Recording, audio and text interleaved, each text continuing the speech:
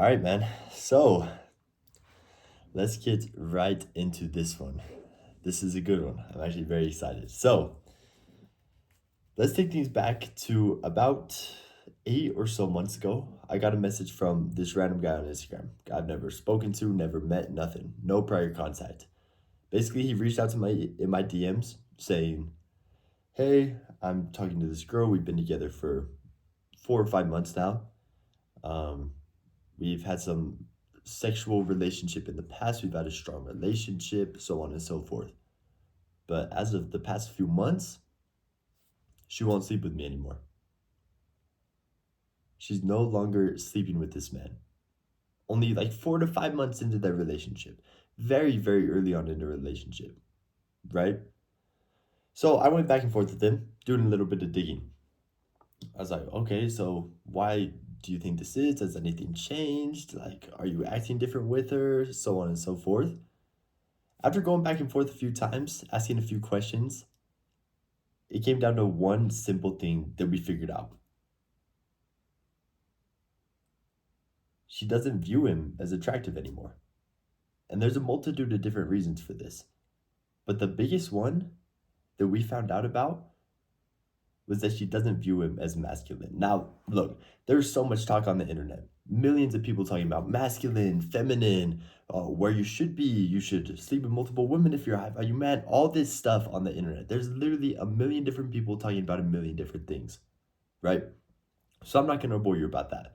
What I'm going to talk to you about is how I view what a masculine man is and why you have to be a masculine man, what I view as a masculine man, in order to be a high value man. High value man, I really take the term high value man very loosely because I feel like there's a lot of stuff that goes into a high value man. But I do think this is a very essential piece of the puzzle, becoming a masculine man. So, what do I view as a masculine man? I don't think it's someone who makes a lot of money. I don't think it's someone who sleeps with a lot of women, who is good looking, can pull any girl he wants. I really do not think that's what it is. Sure, that's might be what people talk about now, how your women should bow down to you, so on and so forth. Now, sure, there's bits and pieces of that too, I think are valid and do make up what a masculine man is. But these people are taking it way too far, right? The average people, me and you, we're not gonna go and sleep around with a multitude of different women. At least me personally, I'm not gonna do that. I kind of determine what I view as a masculine man by kind of how God views it himself.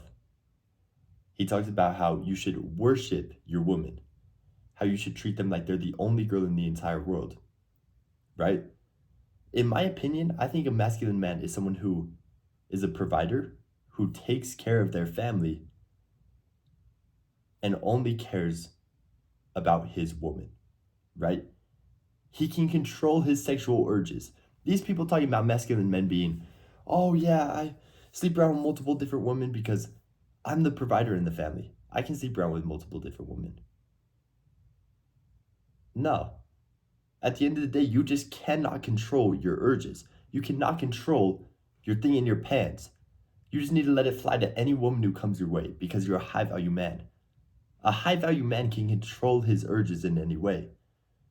If you're a high value man, you're in tune with your emotions. You know what you're feeling and you know when to take a step back. You know when to take control of situations. But sleeping with women, how does that make you a high value man whatsoever? It doesn't.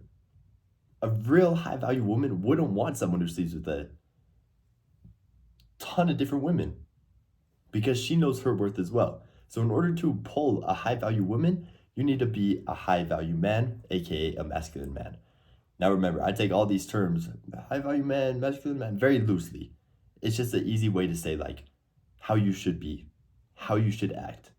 It's just an easier way to get that across because it's what everyone knows, because the entire social media population has tainted this view of what I believe this should actually be. And again, at the end of the day, this is all an opinion. I want you to form opinions based off this video, take bits and pieces that you like, just like I do with every other video. You have to take everything you see with a grain of salt Because if you're not, well, you're gonna turn out like these high value men where you're sleeping with a bunch of different women and you're never in a happy relationship, right? So, a little bit of a tangent, but where was I getting with this? So, he kind of went away from being a high value man, right? A high value woman finds a high value man attractive because their goals align, they see eye to eye, they have more traditional values. His woman in the relationship had to step out of her feminine energy, let's call it, which is where you're a little bit more traditional. She lets the man take control in certain situations. You know, each party, let's say, has certain strengths in their relationship, and the both have weaknesses, which is exactly how it is, right? The woman's better at something just naturally, is how we are biologically created. The man is better at some things, the man. So she was stepping out of her role here in her feminine state to become more masculine, to accommodate for this masculine man becoming more feminine. And they meet in the middle.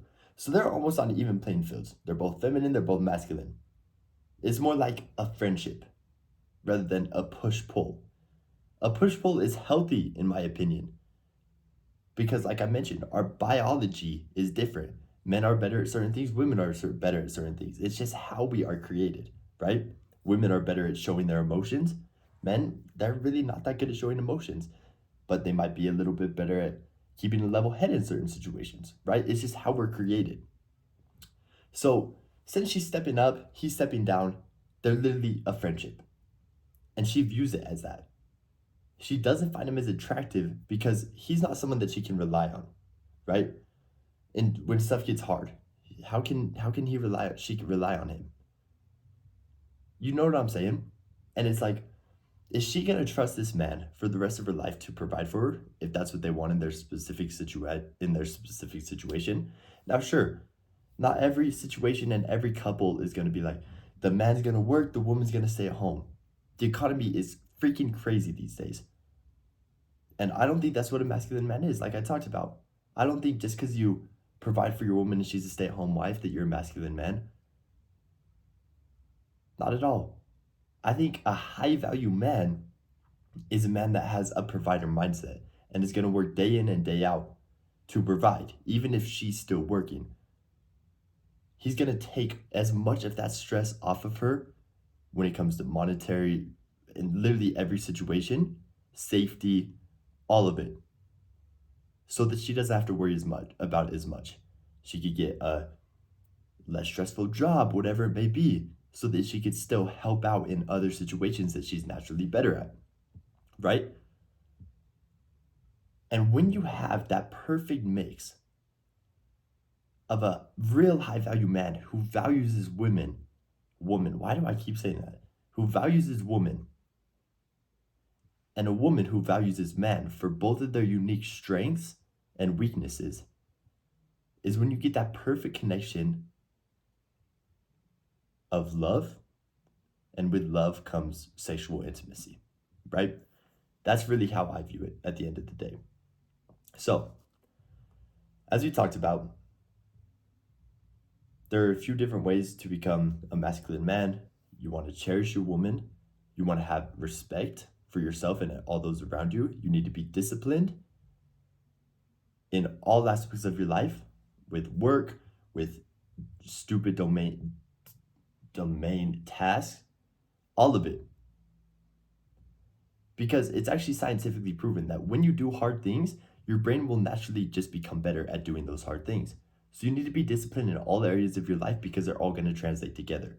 You can't slack out, be like, you know what, I'm not going to make my bed today, and expect to keep working on your business nonstop. Because when that gets hard, you'd be like, you know what, today I'm not going to do it.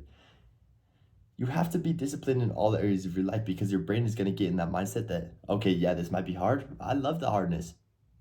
That sounds a little sus, but I love the hardness. You know what I'm saying? I love it. So I'm going to keep doing it regardless of how hard it gets. And there's a whole bunch of things you could do to become a high value man. And if you want, I could talk about some of my beliefs on what a real high value man is in 2024.